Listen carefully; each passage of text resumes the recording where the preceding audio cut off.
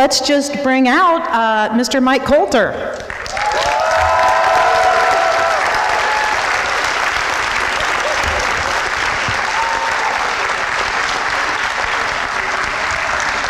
Well, that was a lot farther a walk than I thought. I'm sorry. When they called my name, I was in my hotel room. I'm sorry about that. How are you? I'm good. Hello, guys. Thanks for coming. You look good. Oh, thank you. Of course, I don't think that's hard for you. No, anyway. It is difficult. This doesn't just happen, This doesn't just happen, huh? Good genes. So you have 2 degrees in acting. That's a commitment. Yeah, so, I do. When did you know that? Wait a minute, 2 degrees? No. I have an undergrad and a master's. But yeah, the undergrad we're just figuring things out in undergrad. You know how undergrad is, guys. We're not sure what we're doing in undergrad, right? Yeah, so. It's still a degree. It's a degree, though. So. It is a degree. I paid for it. All right. I'm still paying. I may still be paying for it. I'm not sure. So when did you know that I'm going to make this happen? That's it. I don't think I ever knew that until I actually started working in the business. I think when you're young, you have a lot of energy, you have a lot of focus, and you have a lot of determination. And then the older you get, you get beaten down, you get a little more jaded, life hits you in the face, bills come, and you start doubting yourself. Even if you made progress, you start, when you take account of where you are, you start feeling like, I don't know if this is possible sometimes. I'll be honest with you, I don't think I told a lot of people this specifically. I think I talked about it in some articles here and there. But I think when I was 32, 33, I was getting ready to just call it quits.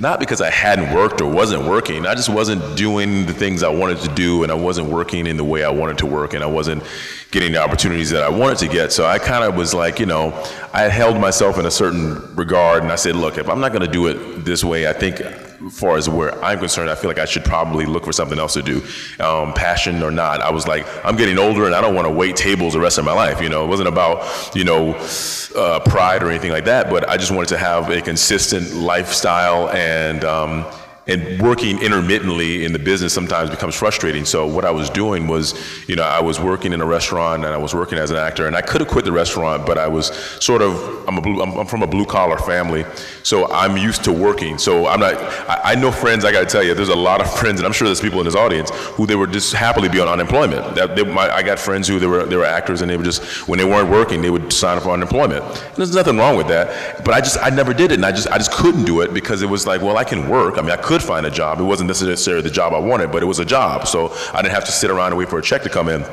And although I had already contributed to the unemployment, I should have been happily taking it because I'd already given them money for years. But something about me, I just was like, no, I'm just going to go to work, even if I didn't want to. And then years went by, and I was working more, and I would just keep the restaurant job as a backup because psychologically I felt like, hey, if I need to, I'll go back. Which is why, when that Jeffrey Owens thing came out, and everybody probably heard about that with the guy, they found this actor who used to be on the Cosby Show, and he was in Trader Joe's. I love that story because it was an honest day's work, and he was working to do something to put food on the table. He wasn't begging anybody for money. He wasn't asking for a handout.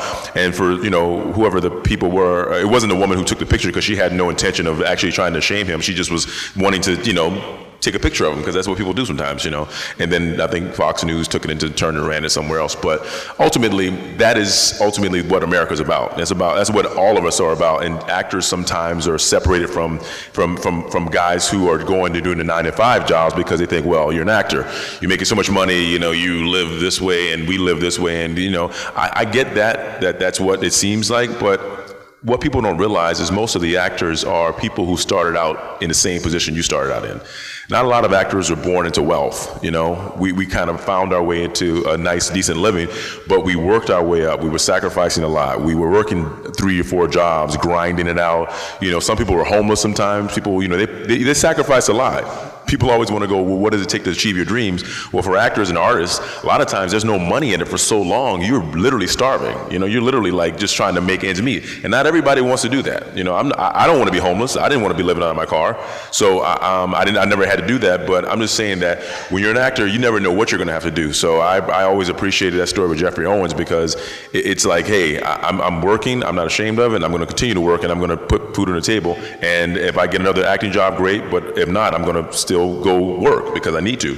So I love that. I love that about him, and I love that about, you know, our profession. We are artists, but we also are laborers, and we have done that before too. So you have some successful people around you.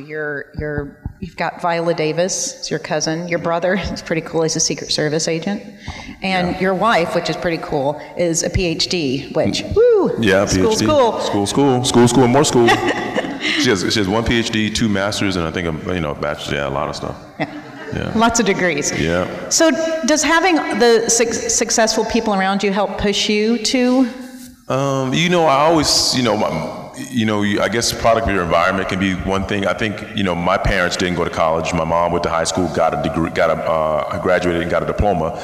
My dad only went to 6th grade because his dad passed away, and so he was the oldest, and he had to stop. And back in those days, it was like, you needed someone to sort of take care of the family. He was the oldest son, and he had 2 younger brothers and 2 younger sisters, so it was up to him to sort of go out and start working.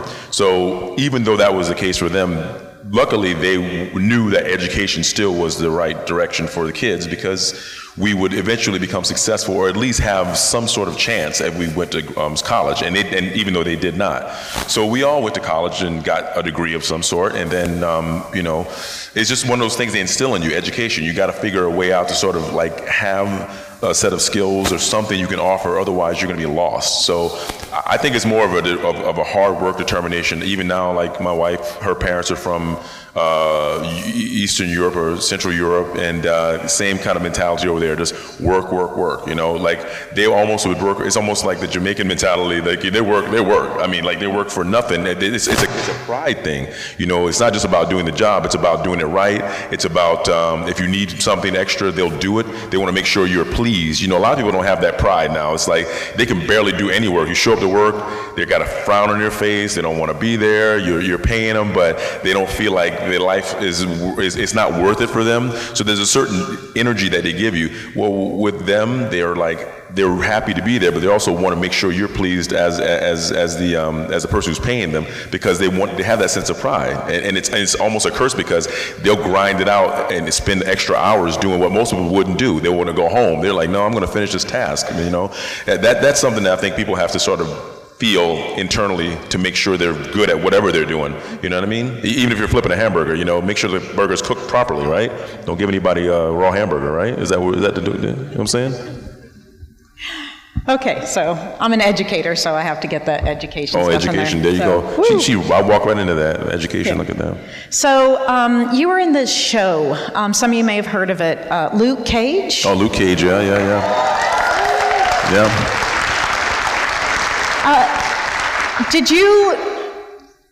Were you a fan of comics before you auditioned? I did not read Luke Cage. Before I auditioned for Luke Cage, I'd heard of the character, but at that point I'd only known, X-Men, Superman, Spider-Man, Hulk, Batman, characters like that. It was between DC and Marvel. I had Aquaman, obviously all the, those characters, but I did not know about Luke Cage, and because, I don't think every comic book store carried that one. I mean, I was from South Carolina, didn't have one in my small hometown, so all the comics I got came from other people from bigger places, and they just didn't bring those to me, so I never got a chance to read it. Well, I'll talk to that. I have a comic shop too. Oh, wow. That's bad. So did you read them after you got the part? I did read some. I found the Alias to be very useful. I found some of the older ones, that the earlier comics, more the blaxploitation comics, it was not as useful, because we were trying to change him and take him in a different direction. We had a large following built up already, but we needed to sort of take him in a direction that was more current, that would be more applicable to the times that we were in. Back then, when you're coming out of the 1960s into the 70s, you had a time and era in America where, you know, it's like Black and Proud, you know, there was this, you know, righteous feeling and the Black Fist, you know, and there was the Black Panthers going on. There was this movement and there was this energy that was there, and so it reflected the time. You know, Shaft came out, and this sort of, you know, came off of the heels of that. So for Luke Cage, I think we needed something a little more, you know, reflective, a little more, how should I say, this guy needed to be a bit more thoughtful. You know, he needed to be more of an educator because ultimately, or educational, because he read books, he contemplated things, he was, you know, he could use brute force, but it wasn't his first thing he wanted to use because ultimately that necessarily wouldn't fix the problem. So that thoughtfulness of the character was more important to us to have him, you know, be of that, because the times we're in right now, everybody needs to be a little more thoughtful before they start doing things, because actions, and sometimes you start stuff, it's too late to, like, you can't undo it. That's my mom would say, it's too late. When my mom would say, uh-oh, when you say uh-oh, it's too late. That's what my mom would say. So what was the audition process like for Luke? It wasn't as strenuous as I think a lot of the other processes were. The hardest part of this audition process was that I'd already had a job, luckily, and I was gainfully employed on another show, and we had gotten picked up for a series pickup, and we were going to start to film.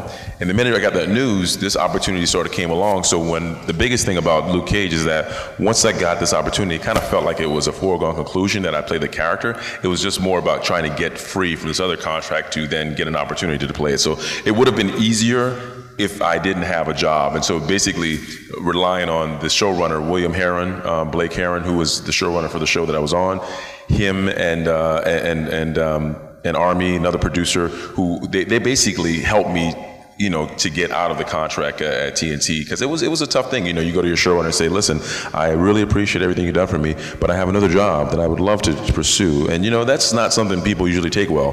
But to his credit, he was very, very supportive, and I still, you know, appreciate it to this day, you know. So you worked a lot with Kristen, and you did some chemistry tests. So what was that whole process? It was very, you know, very straightforward. You know, I've had some chemistry reads with a lot of different people over the years, and you know, a lot of times, sometimes those chemistry reads are like, I don't know, I'm not even sure what we were doing in that room. It was like, you know, sort of like, it's like they don't tell you like what the scene has it as written, says you do this, you do that, and you just met this person. You don't even know, you know, you barely know their names. And it's just like, you know, you come in, you play the scene. It can be very awkward. I find that with chemistry reads, you have to just sort of, you do the scene, and you have to rely on the fact that producers are going to have to see the chemistry, because sometimes, you know, everybody's not going to just start kissing somebody they just never met. You know, it doesn't work that way, and nor should it. You know, because listen, you're auditioning, you may not get a job. You know, I got to audition with like 4 or 5 girls. I can't, but you just can't keep doing that. You know, it's like, hey, how are you? All right, and action. No, it just, you know, it's awkward and it's unsanitary probably too. You know. So we didn't do any of that for that chemistry read. It was very straightforward, and they had to take a chance on seeing whether it would work on the day, as what we call in the business. We say on the day, when it's like, we use that term and we're going to film. It's like we could be sitting here talking about a scene that we're going to shoot, and we're literally going to shoot it in like 3 minutes. But we go on the day. That's how we start the conversation, on the day when we do this. And that just means when you actually film it. So you have to just assume that on the day it's going to work, you know, and it did. So I may have watched season 2, episode 1, when you were training, you're showing off your powers on loop. Mm-hmm. Anybody else do that? Was episode 1 of season 2? Yeah. I can't remember. It's early, folks. I flew in on a red eye. Remind me. It's when you're doing your long jump and the tire. Oh, yes. Was that episode 1? Was that 1? No. Was that 1? Yeah. That wasn't 1. I'm not crazy. Am I crazy? It was 2. See, 2. Okay. I was like, come on, I'm not that bad. It's okay. I've only had a little coffee. It's all right. It's fine. It's early. So, how much? I mean, what was your routine to get into shape to play? Power man. At this point, it's just basically, trying to eat right and trying to work out a little bit. You're playing the character over years and years. It's not like a movie. You just get in shape and start, popping pills and, sticking needles and stuff and get jacked. And then you just like, all right, I'm good. You do the movie and you stop. You do TV. It's like you have to figure out what's going to work for you on a long-term basis, because I got other projects I try and do in between. And I'm not trying to get locked into a point where every time I walk in the room, it's like, well, he's got to be, he's got to play the big guy because he's just too, you know what I mean? Like, I've gained some weight from before I started playing Luke Cage, so I have to carry that weight with me, but I'm not trying to, be the biggest guy in the room every time I walk in the room. So I try to moderate at this point. My workout routine consists of when I can afford to get in the gym, like when do I have time, I fly to events, I come back and I literally was filming in LA for something else. So I didn't work out yesterday. I worked out the day before and then the day before that. So I pretty much was on a 2-day-a-week regimen, and that can be at any point in the week whenever I have time, because I got a 3-year-old daughter. I got a lot of stuff going on. So I'm trying to use my time wisely. So when we start filming again, I'll hit the gym a little harder. So let's kind of switch off of Luke Cage, because you've done so much other stuff, and you were talking about different roles, but you did motion capture in Halo for the video game, which is one of my favorites. So what was the whole motion capture experience? Oh man, motion capture is fun. I mean, you basically just walk around with a leotard on, and there's dots on your face and your whole body, and they put the cameras all over your head and stuff, and you pretty much do the same thing over and over all day long and wait for them to say stop, and then you do it again. And it's one of the, I gotta tell you, it's one of the cushier jobs you can get in this business, because there's a lot of things you can do. I mean, listen, if you're working indoors in a climate controlled environment, that in itself is heaven, because a lot of times, we film, nobody knows how cold it is, when we're filming, or how late it is. Almost nothing good happens after 3 in the morning, and we're filming like 3 to 6 sometimes in the morning, waiting for the sun to come up. I mean, we're filming, I think episode 1 where Lucy Liu was directing that. There was the explosion, a truck explosion. That, we started filming that whole thing around midnight, that whole scene. They blew the truck up around midnight. And so by the time we got to sunrise, we were racing, the sun was coming up, and we're trying to get the scene. It's just so much that goes on. It takes so much time. People don't realize how much time it takes to shoot something. If you sat on set, you would go, what is going on? Like, this is insane. Like, it seems like nothing's happening for hours, and then all of a sudden, everyone's in a hurry. It's a very strenuous situation. So anytime I'm shooting indoors, it's a very good day for me.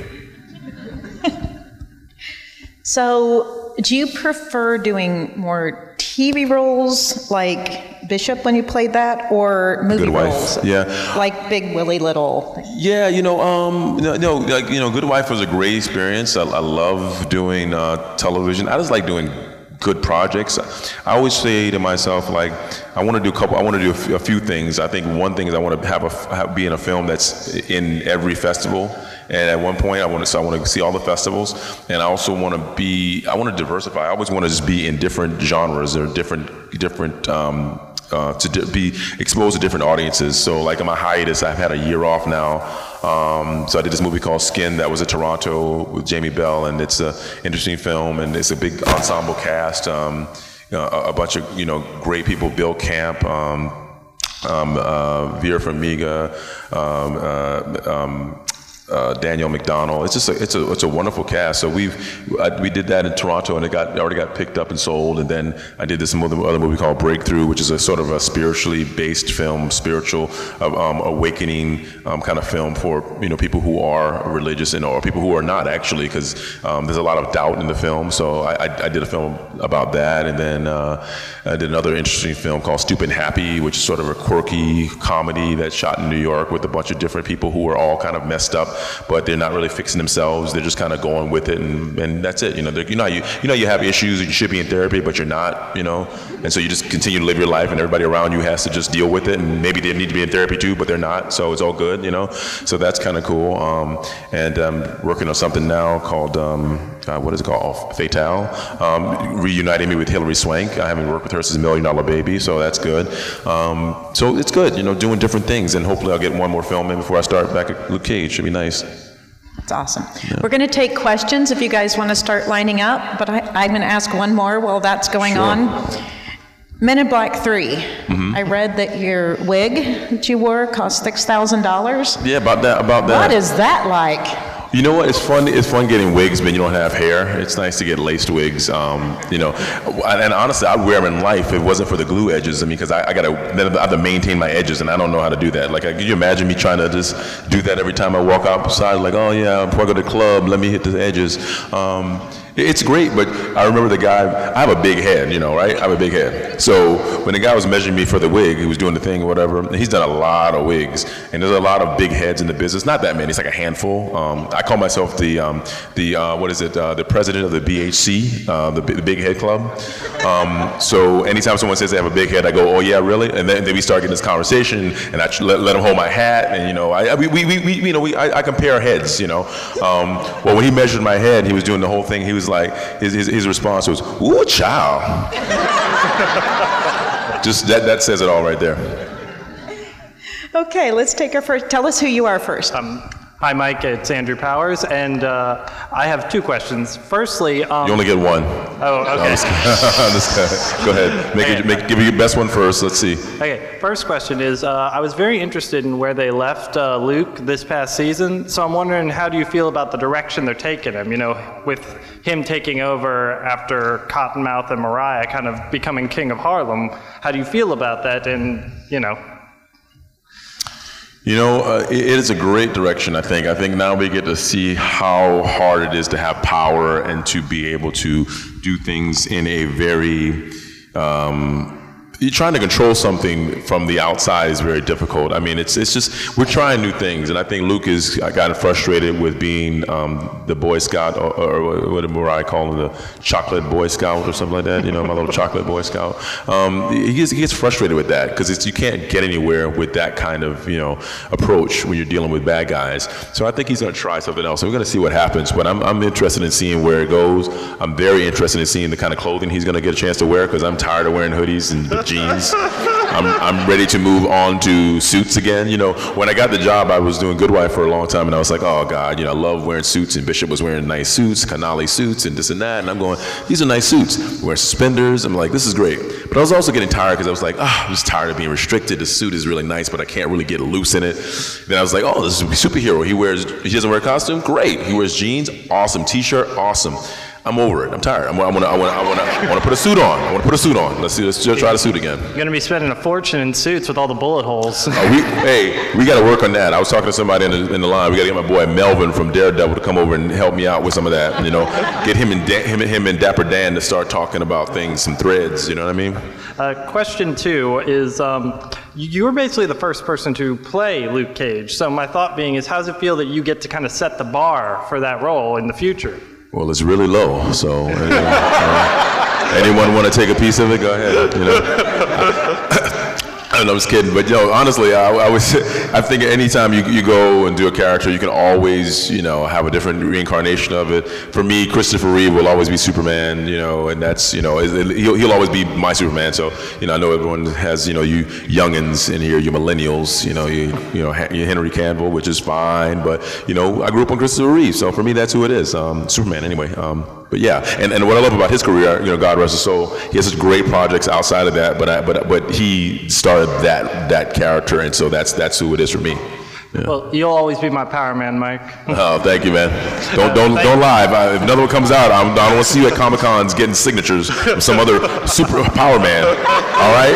What's your name? Andrew. Okay. Powers. What's your last name? Powers. All right. Yeah. I'm watching you.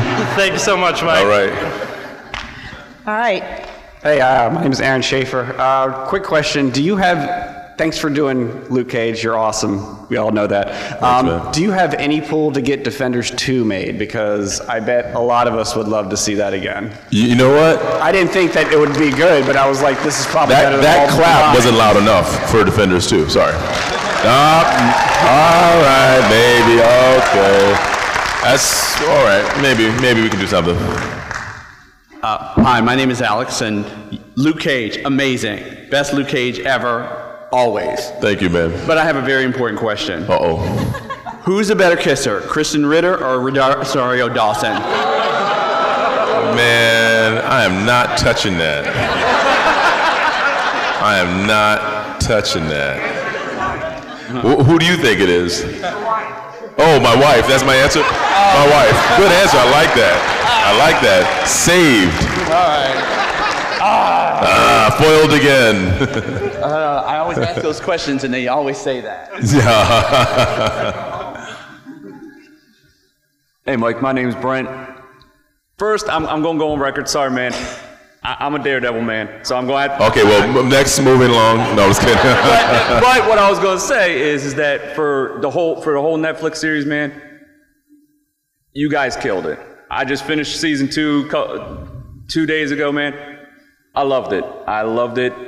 I can't get enough of you guys. Everyone that was acting in it, just beautifully, man. And my question is since I am a Daredevil fan, there's a comic book out there called Daredevil Cage Match. Mm-hmm. Can you please pitch that to them so I can get my Daredevil Cage match?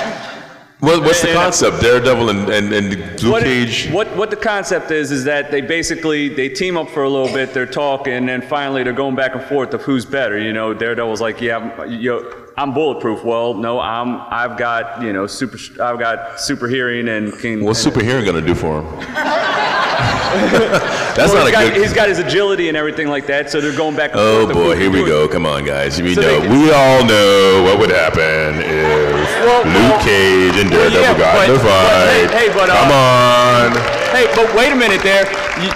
You all have a little bit of a problem. You did get Tarek into the ring, so Tarek messes with the fight a little bit because y'all just get in the ring to have a little competition. But Tarek kind of messes. No. This wouldn't work. It wouldn't work. Is this like a wrestling match where I fake and fix? Is it choreographed or where I let him? It's a box. It's more or less like a boxing match. Yeah, no, that's not gonna happen. Come on, man. It's not gonna be good for him. Not gonna end up good for him. No. Thank you. There's a reason they haven't made that one yet. Hi, my name is Doug. Do you have a favorite moment working with Bushmaster in season 2?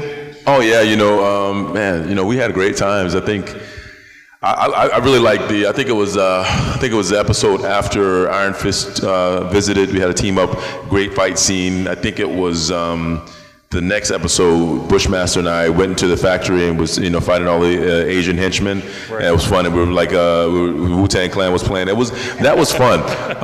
We shot that, I think 1 day or 2 days. I can't remember because it takes a long time to shoot stunt sequences. I want to say we shot it in 1 day. But the thing about that scene was that normally we have a couple days or at least a few days where we get a chance to see the choreography done by our stunt doubles, and then we can then look at it, and then we can go in and then rehearse the moves and get it done for ourselves, so it's not completely new on the day. Because then on the day, sometimes, as they say on the day, the director comes in and says, hey, I want to change this part, and it's all like muscle memory, so it's like a choreographed dance. So once it's in your body, it's hard to like just in the moment just undo it and then remember to do this instead of that, and kick here instead of punch here, and duck here. So we didn't have any of that going into that scene. We literally came on the day, and all the Asian stunt guys that were there, they had already fought with our stunt doubles, so they knew all the stunt moves, right? They put me and Mustafa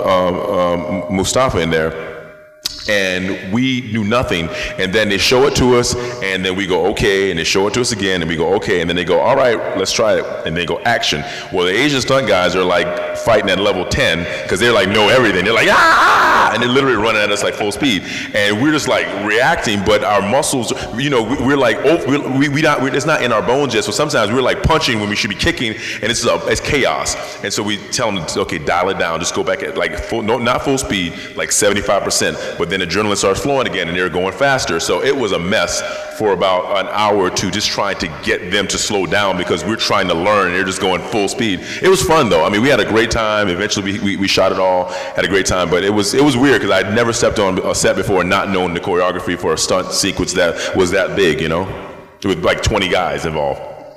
So, thank you. Thank you. Yes, sir.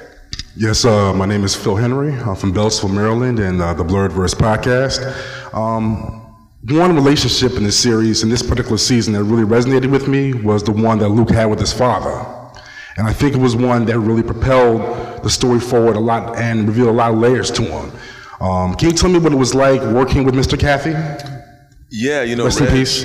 Reg, yeah, rest in peace, man. Reg was great. I wish we got a chance to spend more time together. You know, it was like discovering a friend that you didn't get a chance to really hang out with. Because a lot of times in our business, you know, I think I talk to my wife and family about it sometimes. You know, you spend more time on a set with somebody sometimes you spend with your own family. If you are shooting a series, you know, I'm away, I'm in New York, they're in LA sometimes, or even if I was home, you're on a set 8 to 12 hours a day sometimes, maybe longer, and you get a lot of time to get to know each other. You know, it's not like we're in an office with cubicles and our doors are closed. We're sitting in a chair like this, and sometimes we're waiting for them to set up, and we may have throughout the day a few hours collectively to talk about things, you know. Between going to our dressing rooms and working on material, we just have time to communicate. You know, maybe we eat lunch together, who knows? So I got to know Reg a little bit. There's a lot of things, a lot of people that he knew that I knew. I was a big fan of his before, and, you know, him coming in, it was great. You know, he got diagnosed while we were filming. You know, I watched him go from, you know, being completely healthy to, you know, being very sick. And he was such a positive force. He never really gave into it. He never mentally said that he was, you know, it never seemed like that he had come to terms with this thing. Because in the sense that he'd given over and said, hey, I'm probably going to not make it. It never dawned on him. And I don't know how he did it. Coming on set, physically being completely worn out, but at the same time, giving 100%. You know, we did our best to shoot him out and to get him home as much as possible so he could take care of himself. But he was going through it, and I watched it happen from the second episode to, like, you know, to the end where he was written out, and then having him pass away probably 2-3 months after we wrapped. So it was tough, you know, just knowing that, you know, that this guy, when I was watching that I may not see him again, you know, like literally, and I think it had such an effect on me that I don't think I took a picture with him. You know, sometimes we're on set and I wasn't on social media at the time, and I wasn't a picture taking kind of person, but, you know, sometimes I took pictures, and or the still photographer would take pictures, and I think we had a few pictures, but I never took my phone out and said, hey, let's take a photo, because a part of me felt like I did not want to get a photo of him, because I felt like if I didn't, then maybe I wouldn't have to, this wouldn't be the last photo. Like if I don't know, it was something weird, and I didn't want to, and I never took a photo with him personally with my own phone, and this was one of those weird things, but he was a great guy, man, and you know, he's going to be missed, you know, because we would have definitely had him back for the next season. So, and I think it was the last thing he worked on. So he was just a great guy, great human being, great positive energy, great artist, and yeah, they don't make him like him. He's a great guy. So, could his presence be felt in season 3 somehow? It may. There's always a way to do things, and as you see it, even in the last episode, his voice was there in the last sequence, exactly. Going, you know, talking about what he had told Luke before and what to watch out for, and even the last frame, you know, you can hear his voice and brings it to black. We open the season with his voice, we close the season with his voice. Yeah, he reminded me of my dad too. Yeah. Thanks, man. Thank you.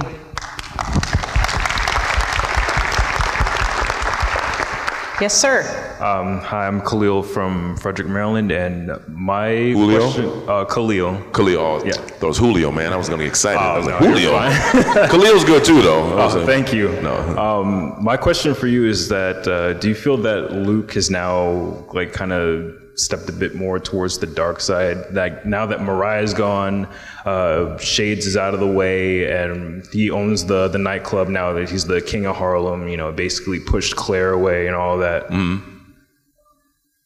Do I feel like what? I'm sorry, the question? Do you feel like he's like stepped towards like more of like a darker side? You know, we got to see. I think dark side is like anytime you're running a organized crime or doing organized crime. I guess you know, you could say it's dark side, right?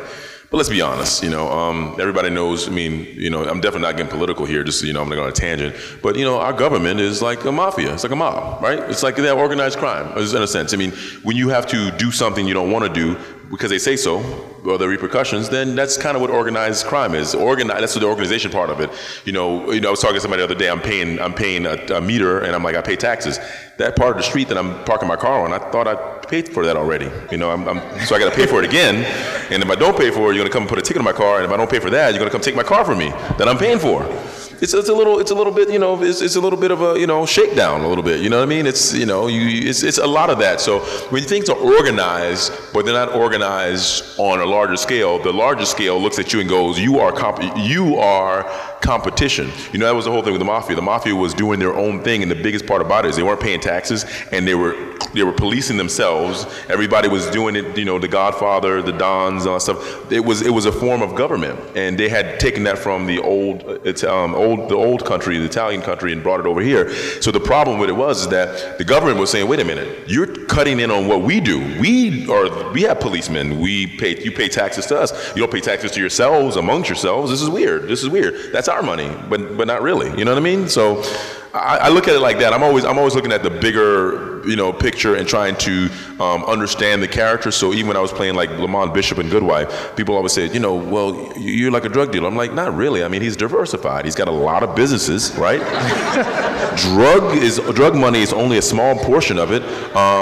And in a sense, you know, he's like his drugs are drugs that, you know, think about the pharmaceutical companies. I mean, they're worse than he is. Pharmaceutical companies, oh my God, that stuff will kill you. I mean, that stuff is even worse. I mean, you get it and you pay so much money for it, and if you need it, once they get you hooked on it, if you need it, your insurance doesn't cover it anymore. What do you do? I mean, there's so many, you know, there's so many layers to the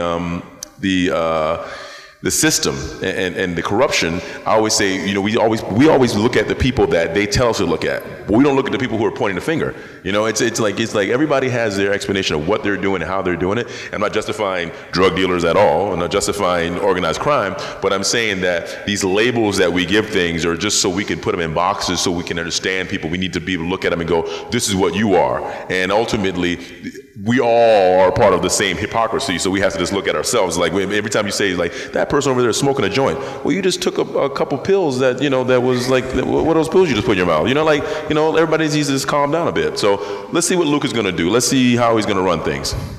All right, thank you. Yeah, in Harlem. Thank you.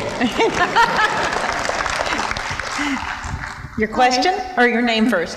My name's Courtney. I was wondering if you could pick any actor or actress to work with either on Luke Cage or a future project, who would you pick? Any actor or actress to work on Luke Cage? Or a future project. A future project? That's a lot I can do. There's a lot of people there. Oh, man. Well, you know, I got this thing coming up. I'm trying to get it going, or it's something that's brewing, and you know, and I normally don't talk about projects in the future that I haven't started working on and all this other stuff. But no, I'm not going to do it now. Now I'm going to jinx it. Okay, so I'm not going to say that girl's name. I was going to say something. I was going to say no, don't do that because you always jinx stuff.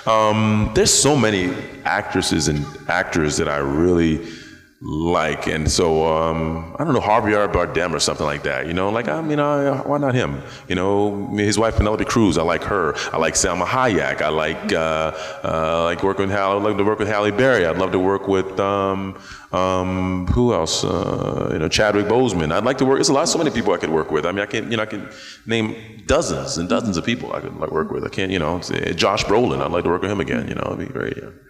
Thank you. Yeah, thanks. Thank you. Hello, my name is Quincy Jackson. No relation to anyone famous. Oh no, he's throwing you off a scent. This guy's, he's, you know. I love your work, your inspiration to the outfit. Thanks, man. I do have one question that's most important that's on my mind, and that would be: is there a future for Luke Cage in the MCU? You know, it's just contractually, there is always a possibility. I mean, if they keep making them, they're gonna have to use me at some point. If they keep making them, you know, it'd be nice to see a movie. Yeah, I mean, you know, yeah, if they keep on making them, they're either gonna run out of ideas or kill off some people. I don't know. Too many people are gonna be dead, and they're gonna have to use me, or they're gonna run out of ideas. One or the other. But hopefully, by the time I'll still be able to play them, because you know, I got a few years left on these knees and back. You know, we'll see. Yeah. Thank you. Thanks, man. Is it your countdown watch? Yeah, this is my countdown. This is my life watch, actually. It's like, so before you ask questions, I always told somebody, if you had a choice, and you could have a device, because it's coming, I don't want to be morbid, but there's going to be one day you're going to have a watch where you can put it on, it's going to basically give you rough estimate of your lifespan, you know, like a rough estimate, you know, like every time you look at it, some days it'll be longer, some days, you know, it depends on what you ate that day, how long you slept, you know, how much you drank, you know, how much drugs you did, like it's something, you wake up in the morning and go, whoa, this is a lot less than it was yesterday, and then you clean your act up for like a week, and then it grows It's like, oh, hey, I got a couple more months. You know, it's like, but imagine that. Imagine that on your wrist. It's coming, guys. It's coming. All right. You wake up and it's like yesterday. You wake up, it's like, oh my God, 2 hours to live. Side note, since you mentioned it, I don't remember the name, but there's actually an anime a lot like that. What is anime? An anime, Japanese cartoon. Oh, wow. With the watch, it's not very similar. They're always ahead of us, aren't they? Oh, those Japanese people are always ahead of us in every way.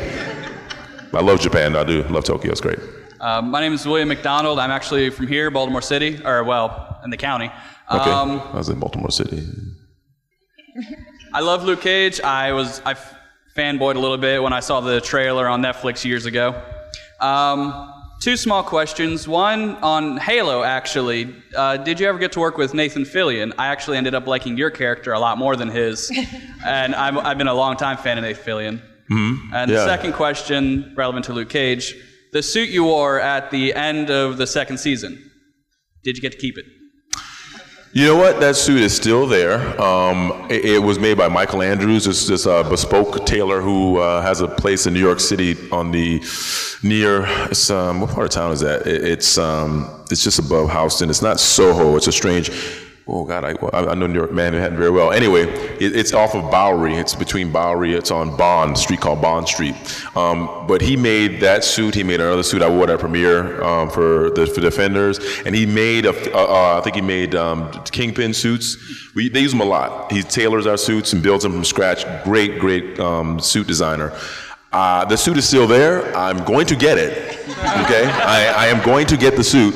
But they want to make sure that people might not need. I don't know where we're going to pick up for season 3. If we pick up with that suit, is he going to have himself with the suit on or not? I don't know. But I'm getting a suit. Now, what am I going to do with it when I get it? I don't know, because I can't walk around with it on. You know, it's going to be very weird cosplaying myself. You know, just I don't know. But you know, you're at the right place to cosplay yourself. What's that? You're at the right place to cosplay. I got the right place, right? I walk right past people wouldn't even know it's me. It's like, oh, that's a good man. Look at him go. Finale. That's good. That's good, man. It's good. I can see you walking the dog in the suit around the neighborhood. Yeah. There was a Comic Con a couple years ago. Hugh Jackman actually played himself as Wolverine at the Comic Con. Nobody knew it was him. That's it. No, exactly. Walk right past people. It was like, oh, that's a good one. That's good. Thanks, man. That guy doesn't look anything like Luke Cage. He's not anything like Luke Cage. Luke Cage is way bigger.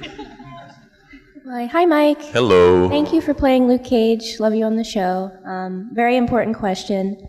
Who's your favorite Disney princess? What's that? Who's your favorite Disney princess? I need to know. I can't hear, sorry. Your favorite Disney princess. Oh, favorite Disney princess. Oh, my daughter has the doll. I know, because I took her to Disneyland a couple times now. Moana, right? Moana's Disney, right? Oh, she loves Moana, but she also likes this other one that's and I can't remember the name, but it's a black princess, and she's Tiana. She's from the Louisiana. Only one. Huh? Tiana, yeah. So we went to Disneyland and we saw the girl playing Tiana. We followed her around. She spoke with the accent and stuff. So she has that doll now. But I saw her in full form in live action.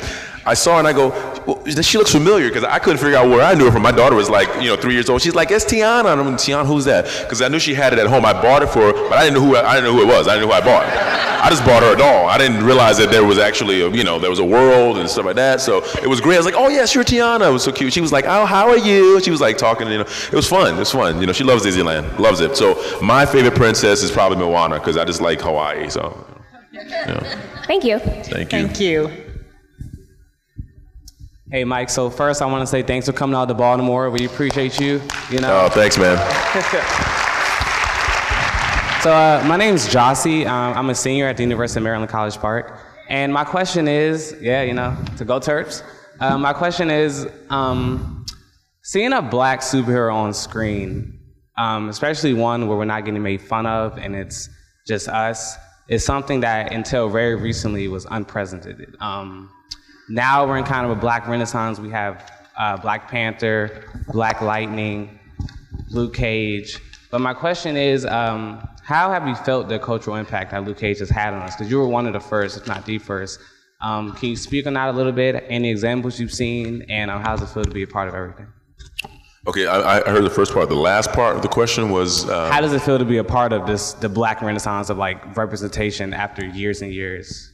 It felt great, I remember people talking about it, and I didn't really get caught up in it because it was like, well, it's a role. I'm going to approach it like the other roles, and I'm not going to think about the pressure of what people expect, because no matter what, you're never going to please everybody. We were going to have a different kind of character than a lot of people were going to expect. Some people were going to want a more boisterous, loud, jive-talking character, more up in your face, braggadocious, just someone who had a bit more cocky. I think we saw a little bit of that in the second season at the top before he got smacked by Bushmaster. I wanted to do something that made sense for the time we're in, so I felt really good about having a chance to sort of create this character. I did not forget, people were like, oh, this is the first black superhero. I mean, I grew up, there was Blade, there's other characters, that had already existed. Not a lot, but I didn't want to skip over that because it's generational. I think every 20 years, people have a memory wipe, it's like nothing happened. For 20 years later, and someone will be like, well, Luke Cage, was it Luke Cage? Was it Luke Cage? Like, they'll just wipe their memory completely. And when I was growing up, I always told people, it's like my favorite character was Bruce Lee. It was like Bruce Lee. I mean, on the playground, anytime a fight broke out, I stepped back, and I would, I did it every time. It was like, and then I would, and I would just do the little footwork thing, and then I would just, start doing the little nose thing, the flicking the nose a bit, and it was always like, you pretend to get cut, and of course you taste the blood, you spit it out, and then it's like, I couldn't help myself. So for me, that was a superhero for me, and it didn't matter that this guy was Asian, and at the time, we probably were the same size, and I was probably 12. It didn't matter. It didn't matter. It was the fact that he seemed like nobody could beat him. It just seemed like he was just going to, no matter who you told me Bruce Lee was going to fight, I'd say Bruce Lee would win. Didn't matter. I didn't care what, Superman, I'm sorry, I think Bruce Lee's going to win. I just think he's going to find, it's like he's just going to find a way to death touch, he's going to do something. So it's really what inspires you. So if people were inspired by having a likeness of themselves or someone that they can relate to because of the demographic, then that was good. But I would say it's never a black exclusive show. It's an inclusive show. So it's always great when I see white boys come up and go, I love your show, little white boys, and they go crying, oh my God, it's fine, because they're not, I think I posted something on my Instagram, which I just started 6 months ago, and I'm trying to use it for positive things, I posted something yesterday. It's like, kids don't know anything about racism until you teach it to them. They're like completely okay with everybody until they get home. And then you start talking to them and they're telling them stupid stuff. And next thing you know, they're like, oh, my mama, daddy, don't do that to the kids. Don't do that to the kids. The world is a great place if you stop putting your stupidity and ignorance into their head. We have lived a life that has sort of conditioned us to it, but let's not do that to our kids, So that's what I'm trying to be about. Thank you.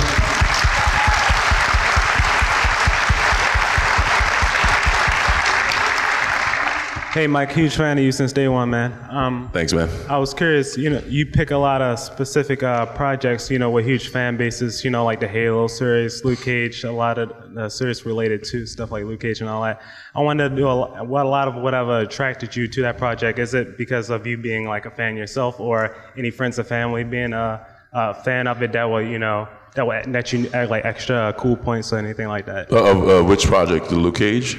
Just any of the projects that you usually pick, because you pick a lot of specific. Yeah, I mean, I think there's always some thought behind project selection. There's always opportunity. There's always timing. There's always financial gain sometimes that helps. Depends on But in every way, there's always like a decision you make. So for me, for instance, the Halo project that I did, I was trying to find some action genre to get into. I was like, I'd been doing acting a little while, and I was like, okay, I don't have any action stuff under my belt, and I'm going, well, I mean, everybody's doing action. I mean, I should probably get into it at this point before I get too old to do it. I'm like, let's start now. And the Halo project came up, and it was an opportunity to try and get into that, and I didn't have any preconceived notions about how it would turn out. I think there was a lot of people trying to, between Microsoft and the Scott-free people who were producing it, there was a lot of, back and forth about what the series would be, because you had these adamant video fans who knew the video game, but then you're trying to make an action live series about it. And when I was pitched, it was supposed to be a movie, and it was like, they chopped it up into a series of 5 parts. So a lot of stuff went in different directions on that project. But what I got out of it was the ability to like go show people like, hey, you know, he can do some action. This could be cool. And then literally probably within months, then this Luke Cage thing came along. You know, so when you're choosing something, you got to have a reason you're doing it.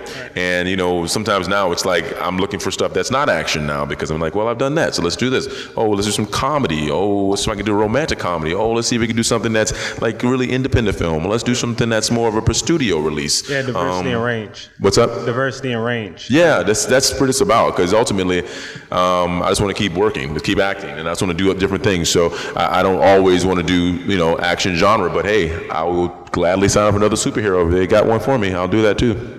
Yeah, keep up the good work. I love what you do, man. Thanks, man. Thank you. Okay. Hello, my name is Linda.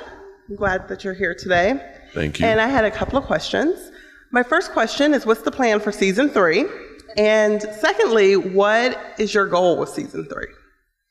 I think our plan in season 3, Cheo Hodari Coker is our showrunner. He's writing the season 3 as we speak. I think the plan for season 3 is to explore Luke's his ability to sort of govern and be fair. I think we're gonna, we talk about being a new sheriff in town, a new king in Harlem. We're gonna see how he deals with his power, because we all know power or absolute power can corrupt absolutely. And sometimes when you don't have anyone checking you, someone to put you in place, someone to basically say you can't do that, we sometimes get out of control. We see it everywhere. Anytime someone doesn't gets into a space where there's no one telling them what to do, then they have to go on their own sort of moral compass, and it's a very difficult place to be. So everyone thinks they know how to like do everything until they basically get all the power, and then it's just up to them. That's why we have a democracy, because we need everyone to sort of pitch in and talk about ideas, because we all live in a society. Now Luke is in Harlem, and so Harlem is going to be his place that he's going to have to sort of control, and I think he's decided to use, again, organized crime in a very, very sort of not practical way. I think he thinks he can be a part of it, but not be in it. I think he thinks he can control it, but not get his hands dirty. We're gonna find out. I think by the end of season 3, what we want to do is set Luke Cage up so we can go forward for another series, or maybe do some other things and spin off. But ultimately, we want to complete at least one story arc and then see where it happens after that. No, right? War in the streets of New York. Of course, that's what they're doing anyway, isn't that what this? Thank you. Wakanda, though. They got a bit of Wakanda. Hi, my name is Lars. So I really, really enjoyed season 2. It was fantastic. However, when you look at some of the elements that happened in season 2, specifically with like the Jamaicans and the patois they were speaking, or the Jamaican accents there wasn't, for me and a lot of other people out there wasn't a whole lot of authenticity to it. So I have like a 2-part question where, one, how did you feel about that in terms of like, there are plenty of, I assume that there are plenty of actual Jamaicans out there who have stronger accents in the right way that could potentially be there. And then a follow-up on that would be like, how do you feel about representation today on the biggest of screens, especially with like the way Marvel and DC are going right now?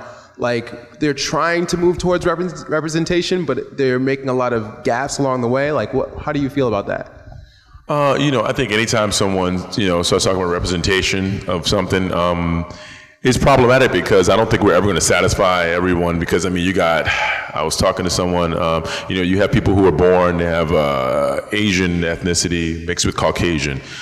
Is anybody representing that one? I don't know. They do have, they have so many different diverse, backgrounds that we're always trying to figure out. When I see someone who looks different than I want to know what their heritage is, not because I'm looking to try to put them in a box, it's because I'm interested in who they are as an individual, what makes them them, what makes them unique. So it's always a question of curiosity, so I can find out more about them in a very natural, very sort of organic way. I'm never looking to sort of go, what are you? Because I need to figure out like where I can put you in a box. It's not that. I'm always looking for trying to find out, because it tells me a lot about you usually. And if you have no connection to your roots, that's fine too, because you may be from someplace and not speak the language, which that tells me a lot. You know,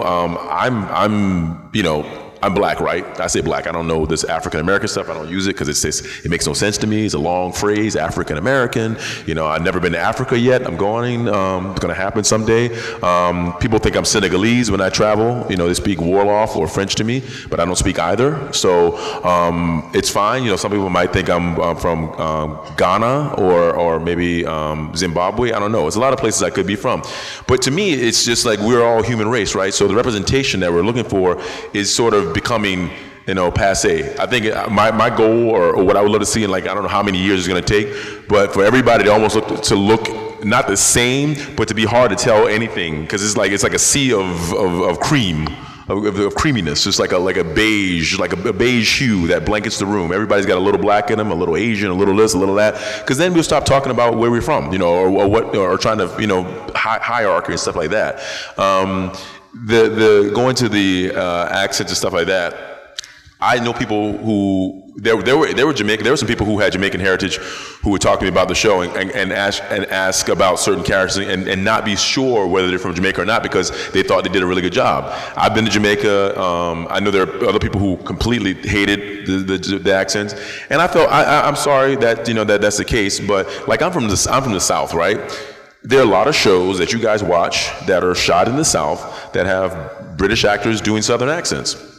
They don't sound right to me. But I still watch the show, and I'm sure some of you watch the show, because it's like, oh, well, you know where they're supposed to be from. And the show's good, the narrative is good, you're watching to see where the story goes. At the first episode or two, you're like, dang, that accent is really, that is not good. That is not hitting my ear right. Ooh, I really hate it. 3 or 4 episodes into it, you're going, he ain't so bad. And then after that, you're going, whatever. You know, it's just one of those things. I can name a couple actors right now that you guys love, and they're doing British accents, and they're American. Don't sound good at all, but people love those shows. So my thing is, when the narrative is strong, you're not always going to get authenticity, because we're actors, we're chameleons, we're supposed to try and do different things. And it's very difficult to master a dialect like a Jamaican accent, because it's so specific. It's been around for so long, there's so many nuances to it. But what we want to do is try to bring you the world and give you the idea of where we are. And to be honest, there's so few Jamaicans, trust me, there's not a lot of people who were offended. Because you know what I mean, you think about the large quantity of people that watch the show, there's not a lot of people who know what Jamaican accents are supposed to sound like. So we don't want to offend the Jamaican ancestors and the people who are of that ancestry who know what authentic patois sounds like. But at the same time, we also can't always find Jamaican actors who are qualified to play those roles. Just because you're Jamaican and you have the accent doesn't mean you're a good actor.